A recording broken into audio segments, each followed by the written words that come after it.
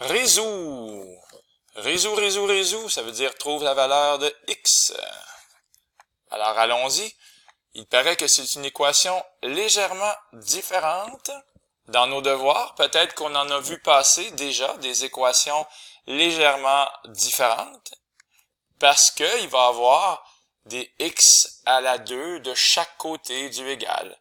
Alors là, il va y avoir égal, égal, et c'est bien hein, quand les égales sont alignés comme ça. Nous, les enseignants, on aime ça. Attention de ne pas faire 4 fois x et 4 fois moins 2. Ceci est une bêtise. Vous êtes en train de multiplier avant de faire l'exposant. Alors, faites attention. L'ordre est important. On efface le bonhomme malheureux.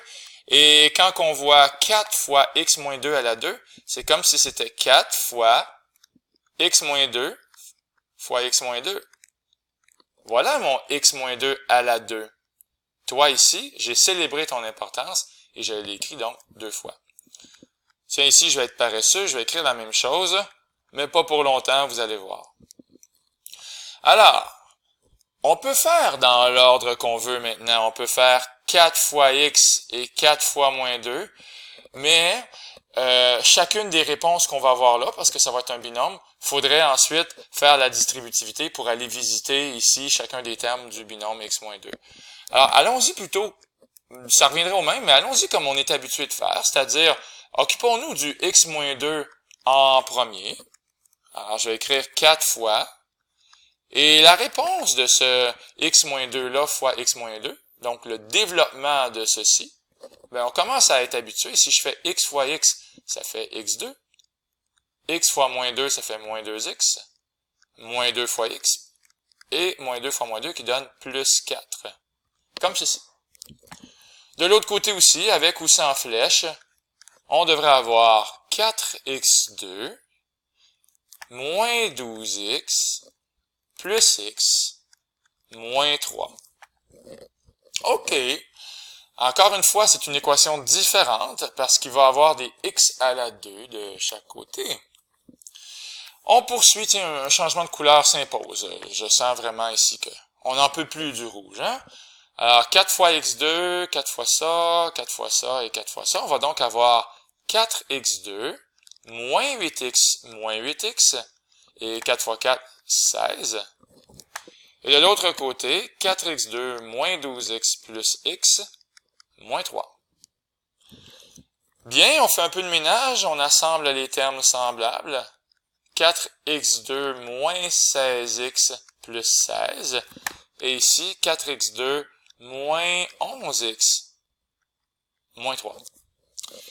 Et on a, encore une fois, je le répète, c'est presque du harcèlement, on a des x à la 2 de chaque côté, mais il y en a autant. Il y a 4x2 de chaque côté. Donc, c'est une bonne nouvelle. S'il y en a 4 de chaque côté, on va pouvoir en enlever 4 de chaque côté, comme je suis en train d'écrire ici. Ça va s'annuler et il va rester moins 16x plus 16 égale moins 11x moins 3. On est tout près de la fin, bien sûr. On pourrait faire plus 16x de chaque côté. Et pourquoi pas plus 3 de chaque côté. Alors, on va avoir 19 égale 5x.